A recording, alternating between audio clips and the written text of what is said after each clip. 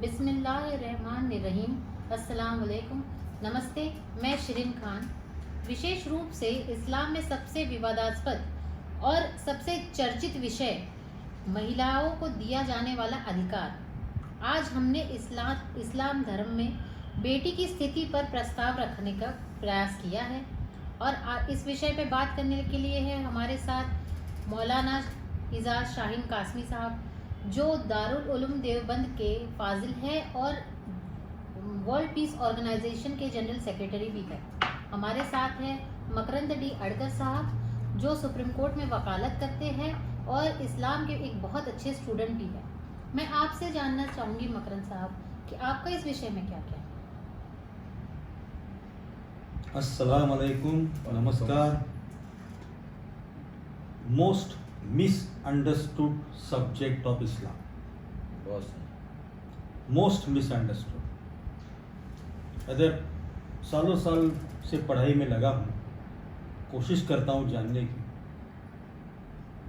तो इस्लाम में औरत को जो अधिकार दिए या उसको जो दर्जा दिया वो इतना ज़्यादा ऊंचा दिया है, मगर हम आप उसका एहसास नहीं रखते शायद, या इग्नोरेंस, प्योर अज्ञानता। और अज्ञानता को अगर किसी को आपको दोषी ठहराना है तो हम आप तो कुछ बात कहने के पहले तो ये बात मैं कहना चाहूँगा कि क्या हम कहने वाले, सुनने वाले ये ईमान पे पक्के हैं कि जो भी कुरान शरीफ में बात आई है वो हमारे मालिक से, हमारे क्रिएटर से, हमारे भगवान से, अल्लाह सुब्हानहू व तआला से आई है।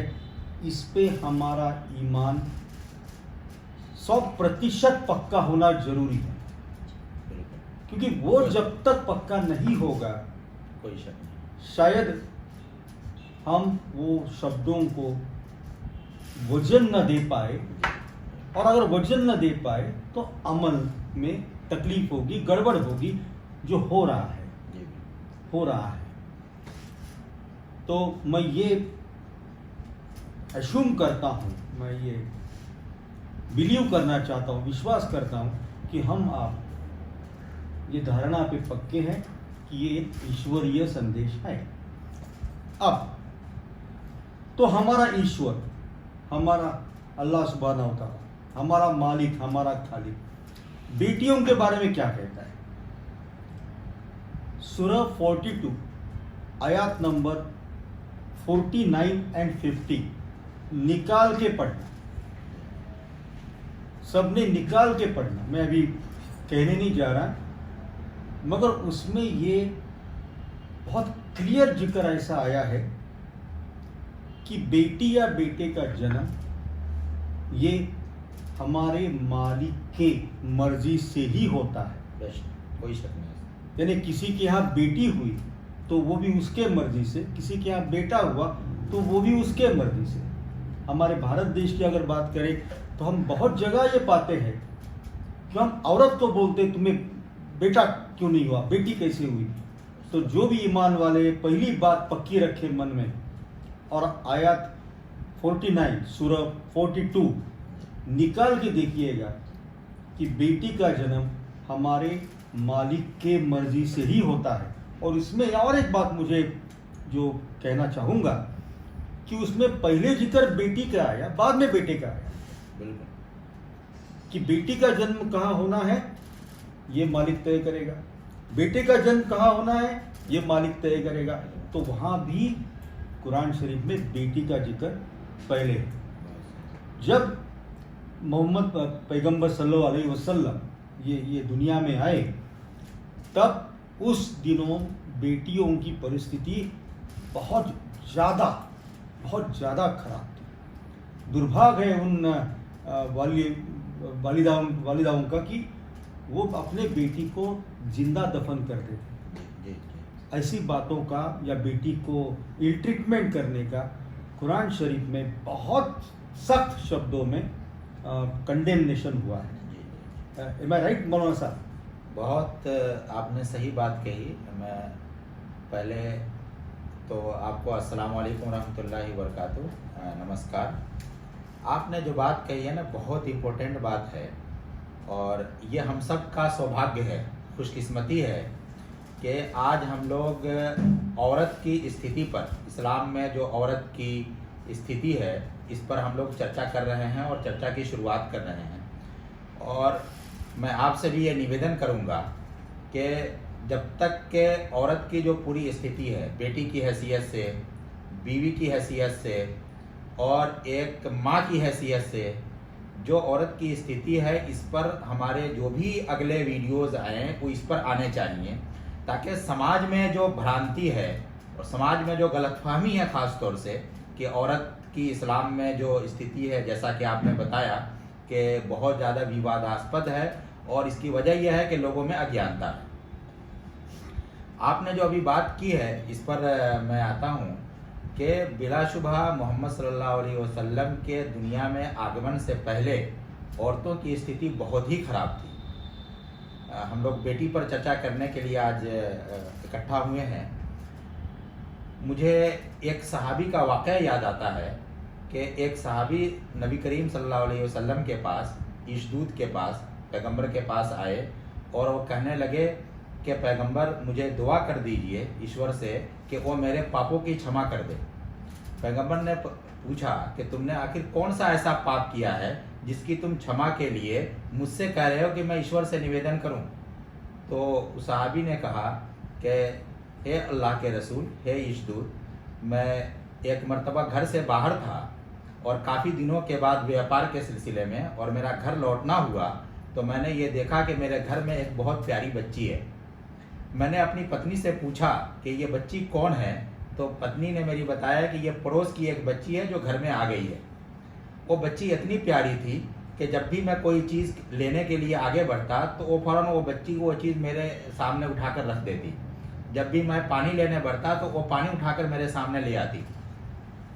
धीरे धीरे उस बच्ची से मेरा संपर्क हो गया और मैं उससे मानूस हो गया, उससे बहुत प्यार करने लगा। लेकिन धीरे धीरे मुझे ये भी पता चल गया कि ये बेटी जो है वो मेरी नहीं है, मेरी ही बेटी है, वो पड़ोस की बेटी नहीं है।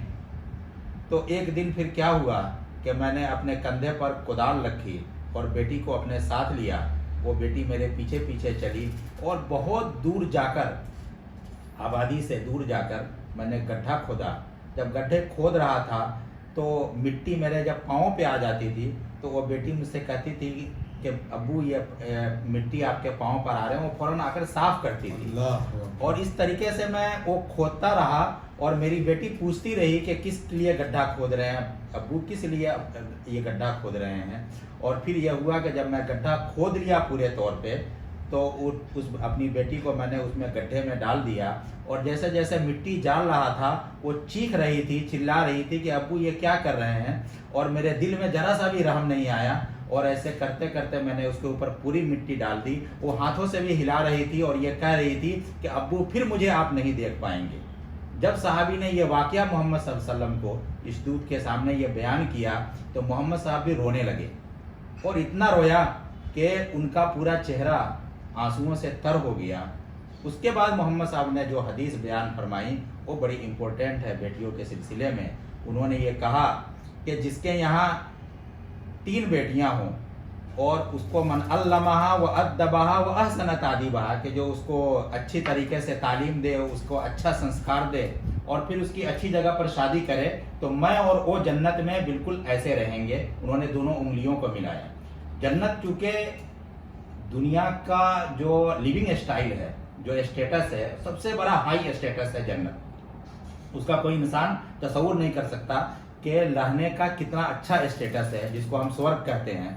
उस स्वर्ग में सिर्फ बेटी की अच्छी तरीके से परवरिश करने पर उस स्वर्ग का सबसे बड़े पैगंबर, सबसे बड़े इशदूत ने वादा किया है।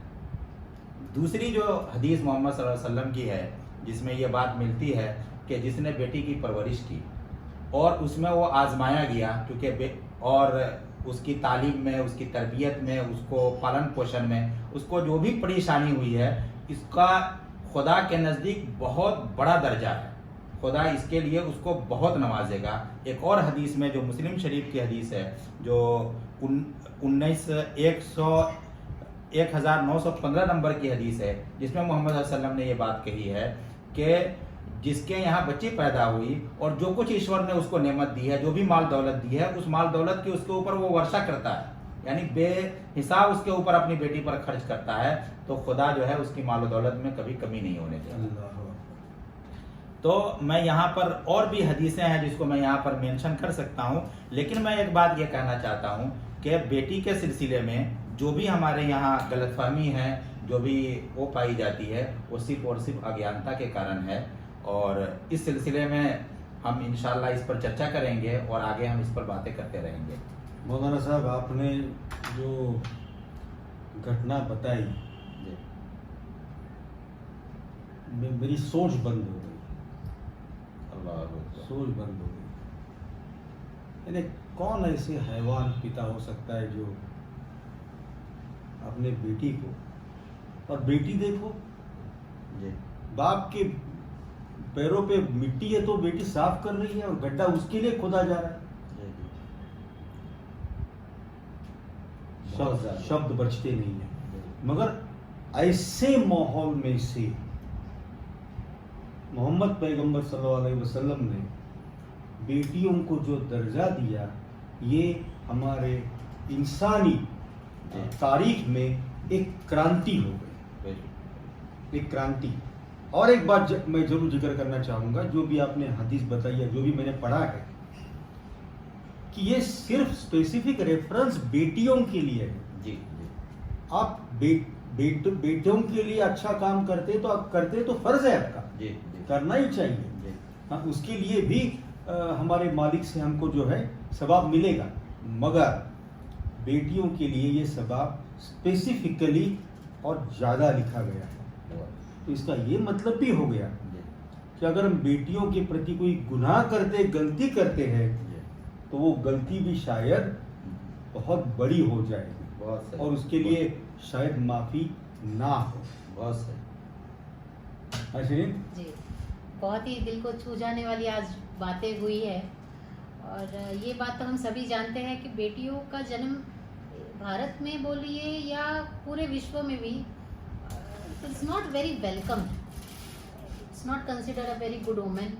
पर इस्लाम के विषय में हम देखा जाए तो हमें ये बात आज स्पष्ट होती है कि माता पिता के हित में हुई है ये बात, और उनके लिए एक बहुत ही पवित्र घटना करके इसे देखा जाता है। हम अपेक्षा करते हैं कि आप तक हमारा ये जो संदेश है, मालिक का संदेश है, जो हम आप तक पहुंचा रहे हैं, ये आप तक पहुंचे। हमारे वीडियो को अगर आप पसंद करते हैं तो लाइक करिए, ज़्यादा से ज़्यादा शेयर करिए और हमारे चैनल को सब्सक्राइब करिए। Thank you.